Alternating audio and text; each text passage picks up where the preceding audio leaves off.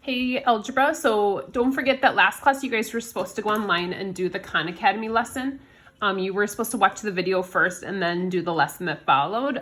They talked a little bit more in depth about some graphing things that I did not talk about. So hopefully you guys were able to pick some of those things up and kind of get a little bit more information about graphing quadratics. So we are going to talk about solving quadratics by graphing.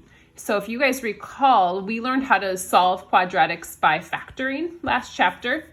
We're going to solve quadratics by graphing. So if I want to solve something that looks like this. So rather than equaling y, it's going to say it equals 0. And what that means is instead of our quadratic looking like this,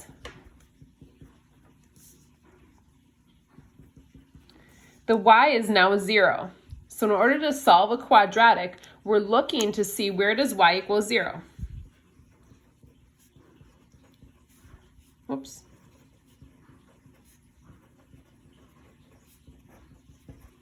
So we want this to equal 0.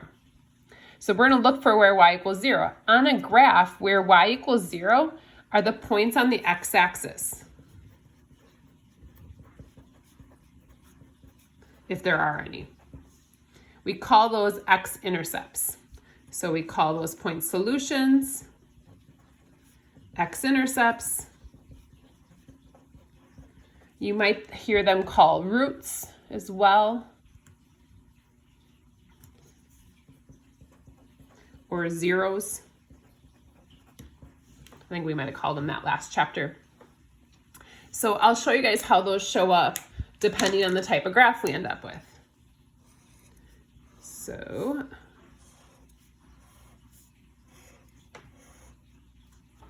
So depending on where our graph is drawn or how our graph is drawn, we might have more than one or just one or none. So if I have a graph that looks like this, a normal U-shaped graph, where it hits the x-axis is here and here.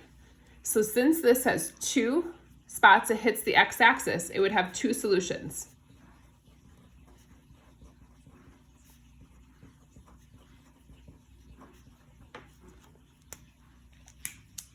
You could also have a graph that only touches the x-axis once. Whoops, I probably should have it draw just once.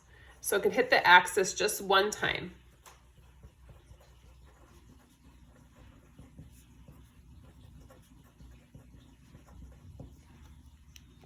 And then we can also have this scenario where it doesn't hit the x-axis at all. Now remember, x-axis is this axis, so it doesn't hit the x-axis at all. So this is a problem where we get no solutions. So those are kind of three situations we can end up with in these problems. And we learned that with factoring as well, that you could end up with two solutions, one solution, or no solution. So we're going to do an example of this, but I do want to remind you guys how it works with graphing, but also with factoring. So I'm going to solve by graphing, but I'm going to solve by factoring first, just so that you can see it both ways.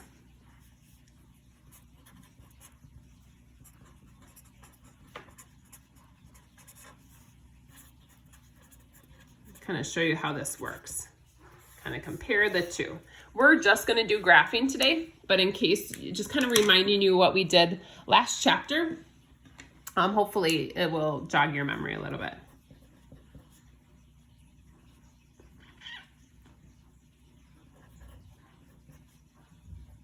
Oh, shoot, I don't want to use this one. I'm going to change it, sorry. Let's do x squared minus 4x plus 3. So we're going to do this one by factoring and by graphing. Now, if you recall from last chapter, this is what we did on our last chapter test, where I wanted to equal 0 first. And factoring, since it has three terms here and as x squared, we're going to do x times x, if you remember that. And we want to multiply to get 3, but add to get negative 4. So I want to think of things that multiply to give me 3, but add to give me negative 4. So 3 and 1 are the only two things that multiply to give me 3. But in order to make a negative, I need these both to be negative. So multiply to give me 3, but when I add them, they give me a -4. Now, if we were solving this by factoring, now I just set each of those equal to 0 and solve them. So I get my two answers of x is 3 and x is 1. Those are our solutions by factoring. I want to show you guys how that looks with graphing now. So remember that for what we're going to be doing here in a second. You won't be doing this today. However, if you want to review it or if you still are thinking about retaking our last test, this would be good practice anyhow. So we're going to solve this by graphing. So now we're going to look at the graphing piece of this and kind of thinking back to what we've been doing over the past few days in here. So I need to first figure out with my vertexes. So I'm going to do x equals -b over 2 times a. So my b, I might list that right here. So my a is 1, my b is -4, and my c is 3. So x equals -b, so -4 is going to be +4 over 2 times a. So my x coordinate, xy for vertex is going to be 2, and I'm going to put that back in to figure out my y coordinate. So 2 squared is 4 minus 4 times 2 plus 3. So this is going to be -1. So 2 -1 is going to be my vertex.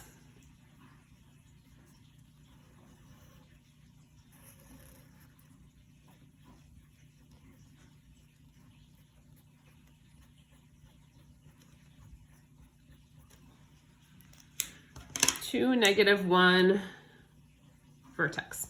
So then I'm going to make my table of values.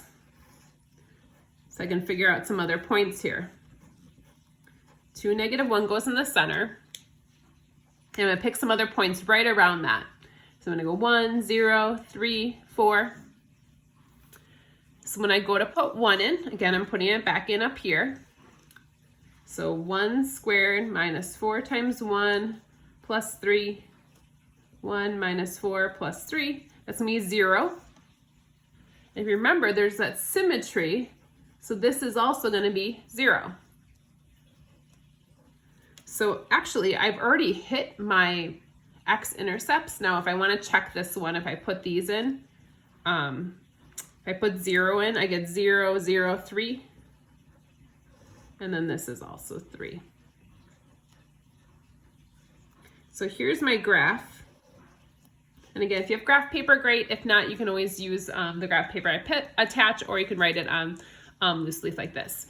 Now, if I want to solve this by graphing, I'm looking for these two spots.